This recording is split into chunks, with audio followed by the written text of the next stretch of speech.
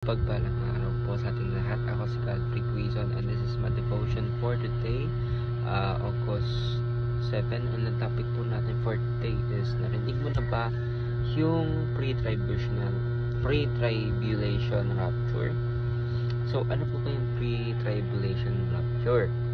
So, ito daw po yung teaches or yung concept po nito. It teaches that the world will turn from bad to worse, leading to the rise of the Antichrist.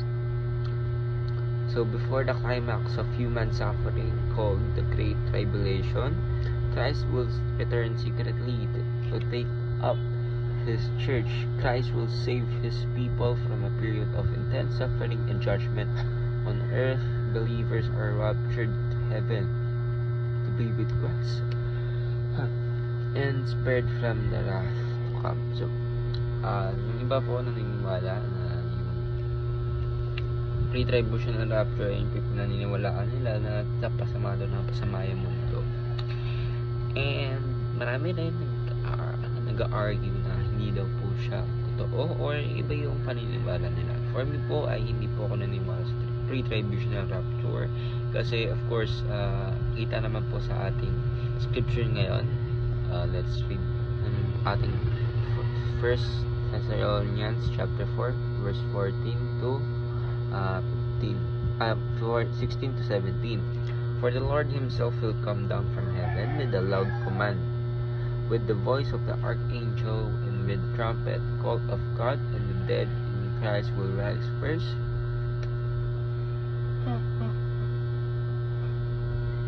After that, we who are still alive and are left will be caught up together with them in the clouds to meet the Lord in the air, and so we will be with the Lord forever. So, ayun nga po ang pagkakasabi, dahil ang ating Panginoon po, hindi po siya secretly nadadating or hindi po siya hindi niya po i-fix ang ating mundo secretly. Of course, i-declare po ng ating Panginoon. Ayun nga, may voice ng archangels, may mga trumpets, dahil po dito, ayun po talaga ang mangyayari, dahil according nga po sa First Thessalonians na hindi po secretly ating Panginoon ay po dito ay bababa dito sa langit at bababa mula sa langit, tas papakita po dito. Of course hindi. So ayun po, at hindi po siya secretly na dadating.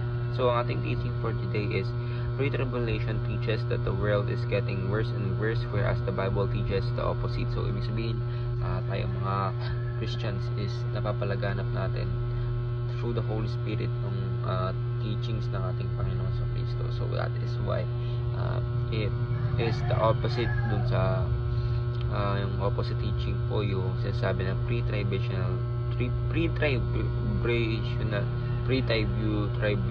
rapture.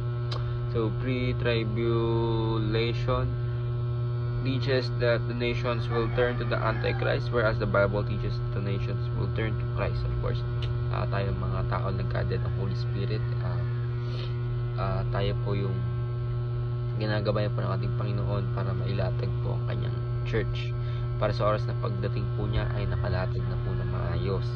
Third teaching is, pre-tribulation teaches that the rapture is the blessed hope, whereas the Bible teaches